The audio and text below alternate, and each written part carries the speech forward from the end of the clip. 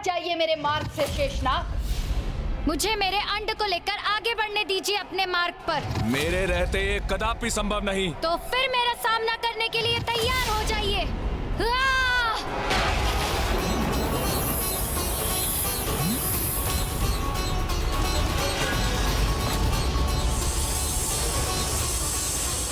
हमारी बात मानिए प्रिय।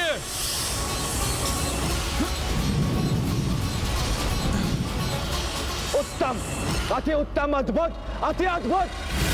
कितना आनंददायी दृश्य है ये। नागलोक का राजा शेष नाग और उनकी पत्नी के मध्य युद्ध, घमासान युद्ध, और ये मात्र हमारे मायासुर की माया के कारण ही संभव था।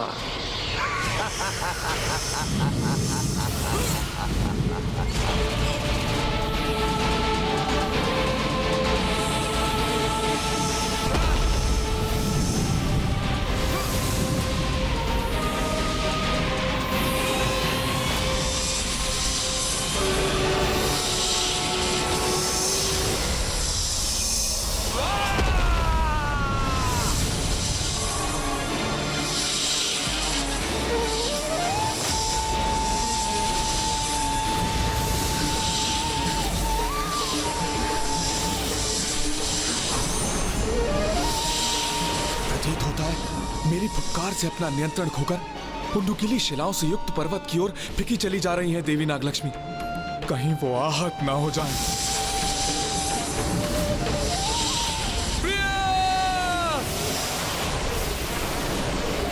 मुझे नागों की सहायता के लिए शीघ्र वहां पहुंचना चाहिए।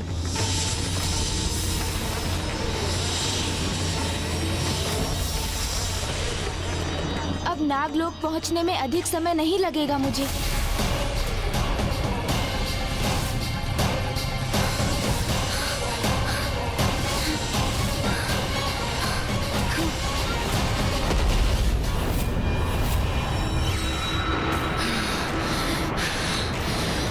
देवी नागलक्ष्मी स्वयं को नियंत्रित करने में सफल हो गई, अन्यथा वो अनर्थ हो जाता जिसके लिए मैं स्वयं को कभी क्षमा नहीं कर पाता। देवी नागलक्ष्मी तो अभी भी अत्यंत क्रोधित प्रतीत हो रही हैं।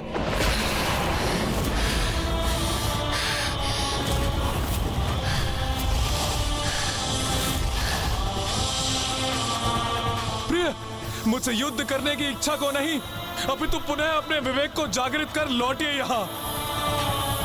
आपसे युद्ध करने के लिए मुझे बाध्य मत कीजिए देवी। मूषक जी, हमारा गंतव्य स्थान नागलोक तो पृथ्वी के मूलाधार अर्थात उसके महातल में स्थित है, जो क्रमशः अतल लोक, वितल लोक, सुतल लोक और फिर अंततः तलातल लोक को पार करने के उपरांत स्थित है। वही नागों का निवास स्थान है मूषक जी।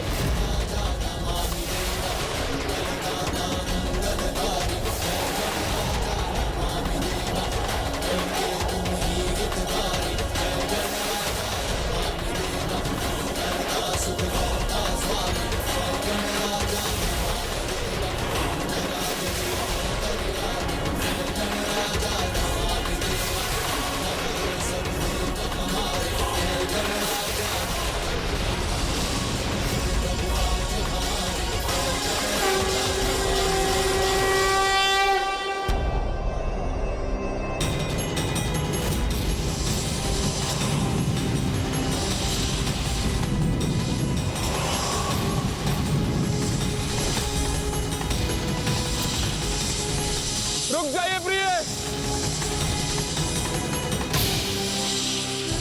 कैसी उलझन है ये।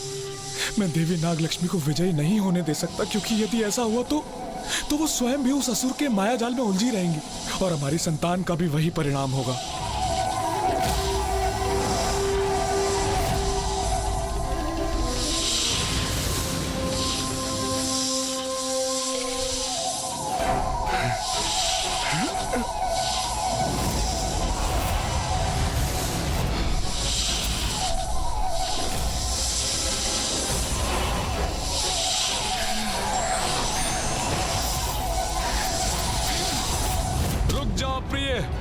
छोड़िए मुझे।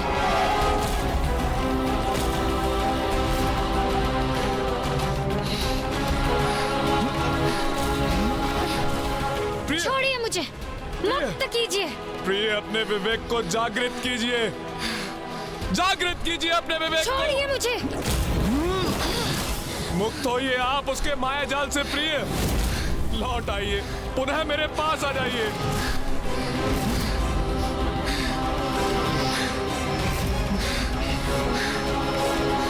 आप पर छाया ये माया का भ्रम नष्ट करने के लिए आपको यहां से दूर ले जाना होगा मुझे।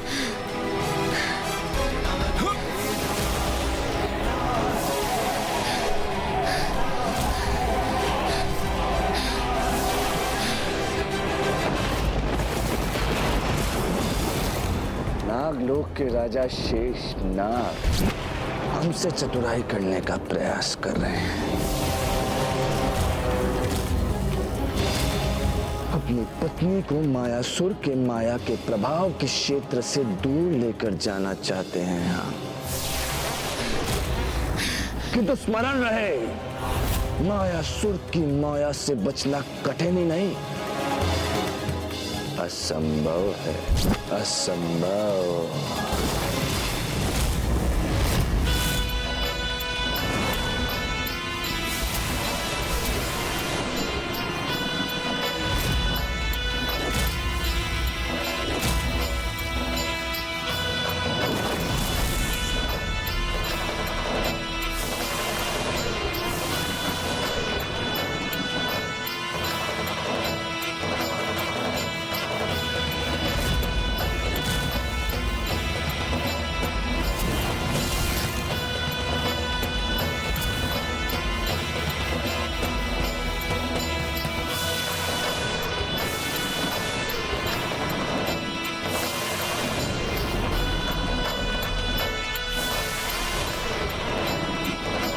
उस दुष्ट ने तो अपनी माया के प्रभाव में वृद्धि कर दी, अब मुझ पर भी उसका प्रभाव हो रहा है।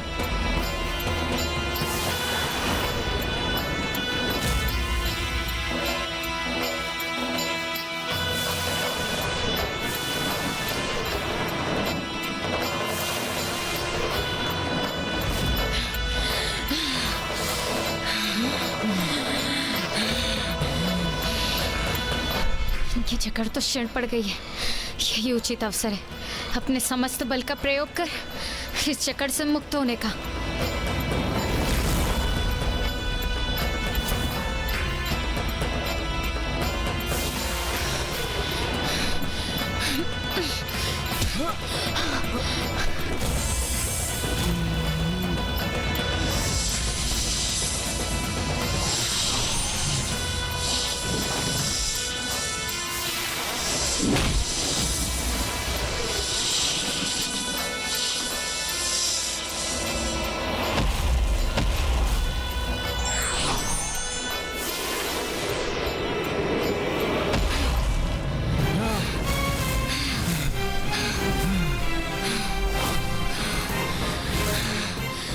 प्रभु के मंत्र के उच्चारण में ही मेरी रक्षा निहित है।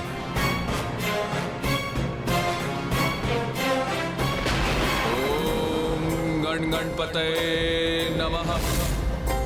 ओम गण गणपतये नमः।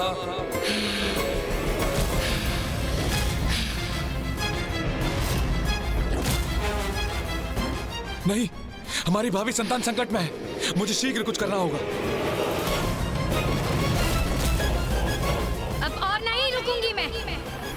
अपने प्रहार से आपका आहत कर आगे बढ़ूंगी मैं।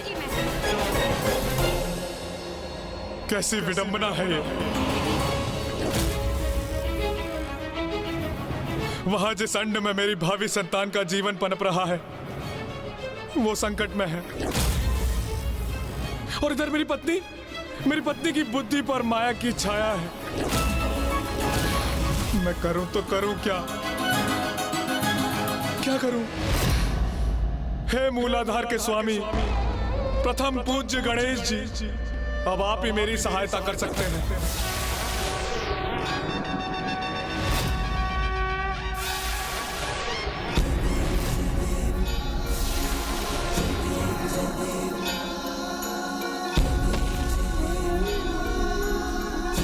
यहाँ तो कोई भी नहीं है।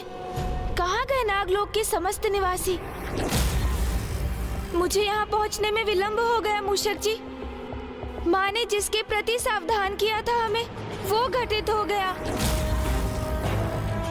वो दुष्ट मायासुर अपनी माया का जाल बुनकर नागों को भ्रमित कर दुर्गमासुर की रक्षा हेतु उन्हें अपने साथ ले गया है।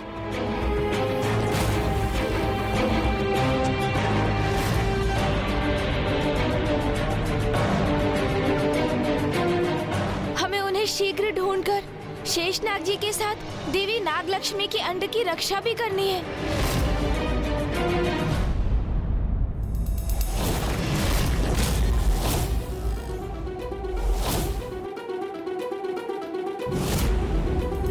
किंतु मुझे वचन दीजिए स्वामी, यदि कोई संकट प्रस्तुत हुआ भी तो आप मुझसे पूर्व हमारी संतान की रक्षा करेंगे।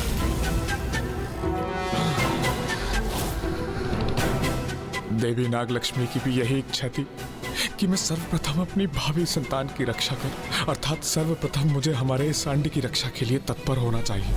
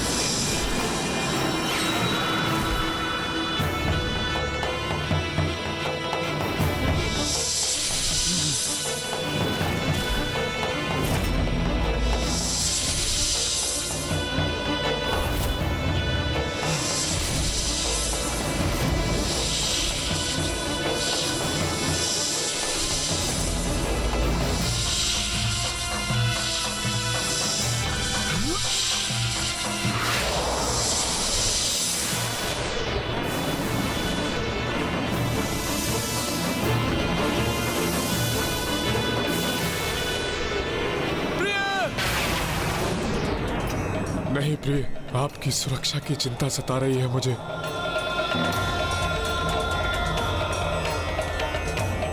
सर्वप्रथम मेरी अपनी संतान की रक्षा सुनिश्चित करना अनिवार्य है, फिर मैं आपको यहां से सुरक्षित ले जाने के लिए भी लौटूंगा।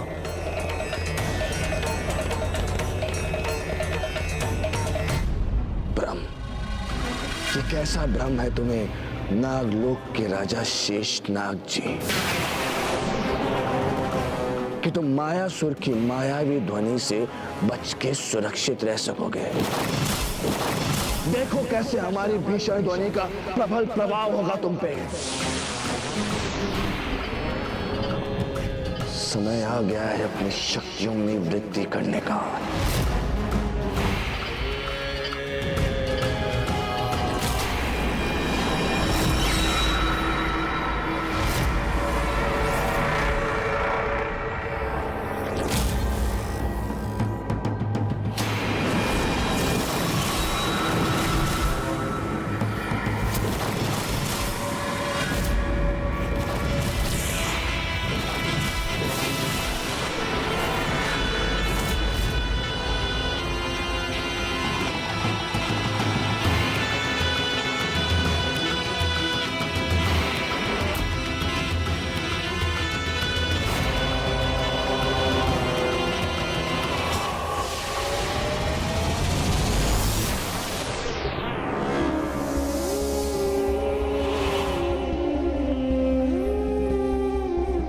कैसा अनर्थ हो गया ये, सभी नाग प्रभावित हो गए इस दुष्ट की माया से।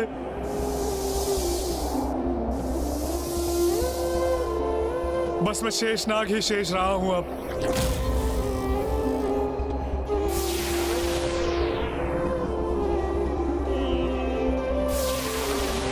अब तो आप ही हमारा संकट दूर कर सकते हैं प्रभु।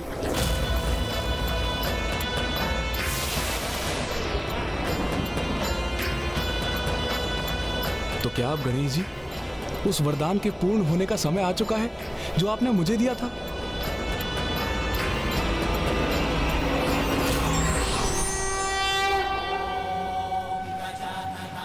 प्रणाम प्रथम पूज्य गणेश जी। प्रणाम शेषनाग जी। प्रभु, आप तेजस्वी हैं, बुद्धि और चतुराई में श्रेष्ठतम हैं आप। अपनी असंख्य लीलाओं से आपने अनेकों बार इस सृष्टि की रक्षा की है और संसार को उन लीलाओं का साक्षी बनने का सौभाग्य प्रदान किया है प्रभु। शेषनाग जी, आप मेरी लीलाओं का उल्लेख अकारण तो नहीं कर रहे हैं, इसलिए कहिए आप मुझसे चाहते क्या है? मैं आपके समान तेजस्वी पुत्र चाहता हूँ गणेश जी। मेरे समान? किंतु मेरे समान तो एकमात्र मैं ही हूँ, तो क्या आप मुझे ही अपने पुत्र के रूप में चाहते हैं शेषनाग जी? प्रभु, आपको अपने पुत्र रूप में पाकर मैं धन्य हो जाऊंगा प्रभु। तथास्तु। प्रभु, धन्यवाद प्रभु। प्रथम पूज्य विघ्नहर्ता गणेश जी, आपने मेरे पुत्र रूप में प्रकट होने का वरदान दिया था मुझे। अब उसे पूर्ण करने का समय आ गया है प्रभु। मेरी सहायता करें और इस दुष्ट की माया को नष्ट कर हमें इस महासंकट से मुक्ति दिलाएं प्रभु। अब नागों की कुशलता आप पर ही निर्भर है प्रभु। सहायता करें, सहायता करें प्रभु। अब मैं करूं तो क्या करूं मूषक जी? मुझे आभास हो रहा है कि नागलोक के नाग संकट और कष्ट में है और मुझे किसी निष्ठावान भक्त की गुहार भी सुनाई दे रही है। ओम गण गणपतये नमः। ओम गण गणपतये नमः। ओम गण गणपतये नमः।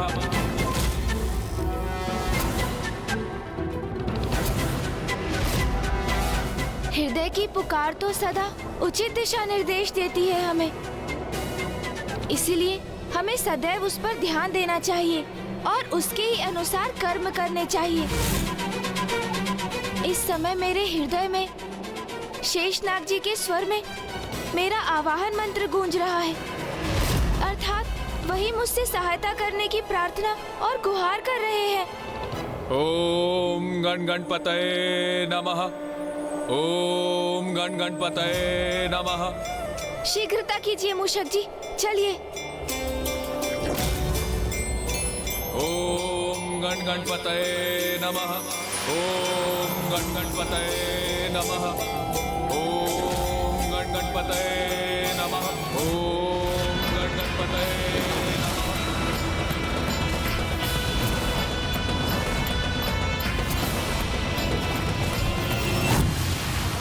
शेषनाग जी का स्वर तो इस दिशा से आ रहा है, अर्थात मुझे इसी ओर बढ़ना चाहिए।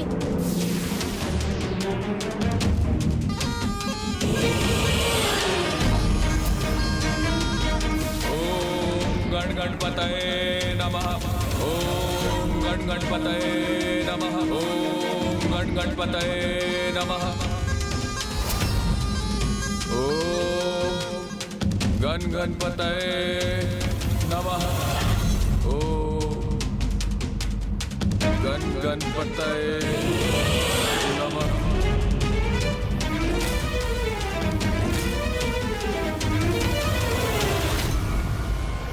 ओम गण गणपतये नमः। ओम गण गणपतये नमः।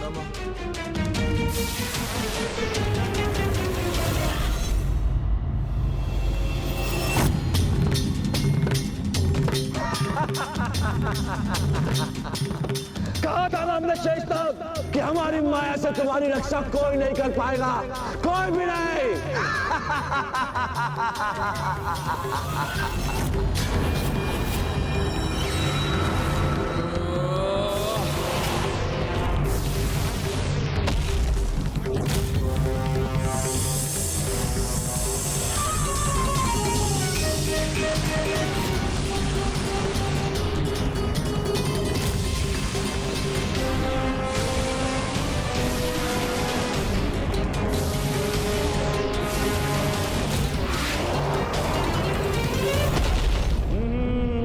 मायासुर की मायावी नगरी में तुम्हारा स्वागत है शेषनाग। तुम्हारे अंड को खंडित करने का हमारा कोई विचार नहीं था, लेकिन तुमने सुना तो है ना कि गेहूं के साथ घुन को भी पीसना पड़ता है। तुम्हारे भूमि पे गिरते ही तुम्हारा अंड भी भूमि पे गिरा और खंडित हो गया। अर्थात तुमने उसे सदैव के लिए खो दिया। अब तुम निसंतान रहोगे। निसंतान, निसंतान, निसंतान।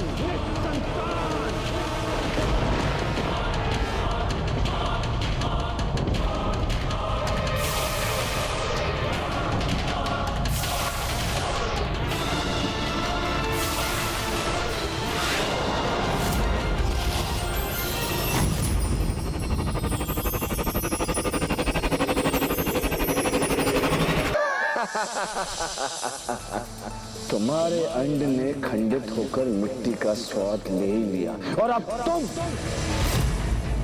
तुम भी जाओ और मिट्टी खाओ और अपनी पत्नी और अन्य नागों के बाती जाकर इस गुफा में स्थित हो जाओ और हमारे मित्र दुर्गमासुर की रक्षा करो।